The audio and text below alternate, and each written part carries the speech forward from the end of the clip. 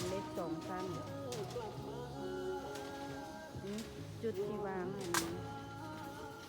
อันท่อน้ำนะห้องน้ำท่อน้ำเสีย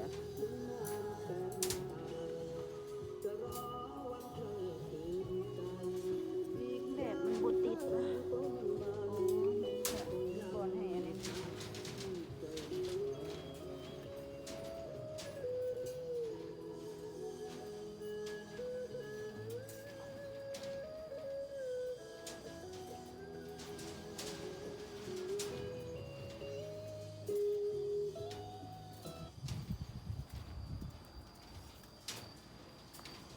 ตัวเขาว่านะ15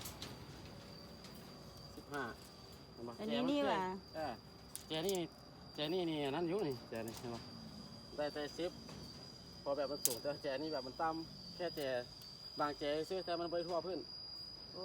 แสดงว่าเบิงนี้ มันจะ เขาไปดันทั้งรุมขึ้นมาบ่ได้ป่ะ บ่ได้แล้วคันดันปุ๊บมันก็จะเคลื่อนเบิดแถวเลยเพราะเขายึด3 แถวคนนี้ ว่า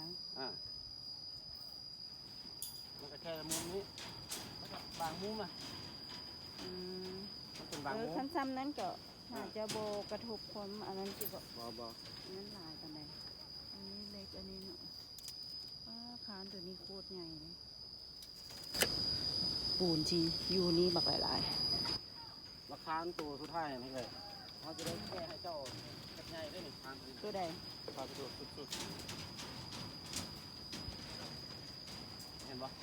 มันซื้อไปแล้วมันแงกของคนนะ โอ้ การตุกปุ่มดอกไม้ เอ้ามันคือแงกมันบ่น่าจะแงกแห้งกว่านั้น ว่าตัวนี้มันเกี่ยวกับเสาเลยตัวนี้ ว่า แมนเสา2 เสาเนี่ยมันบ่เครื่องกันดิ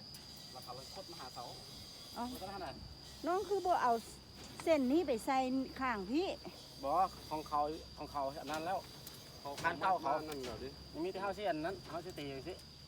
เนาะตีแบบน่ะตีสิทำมันซื้อให้เจ้าตัวนี้ให้กันนี่มันจะกินแบบนี้ความหมายว่ารัดเจนี่นะมันใส่ที่เจนี่ให้มันได้สาให้มันซื้อ เข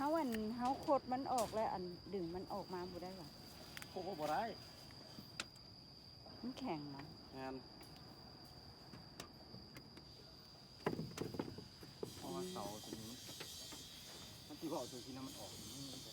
เสาตัวนี้มันเขาเขามานำตรงอยู่ที่มันบริษัทถึงเขาจะออกมาจาก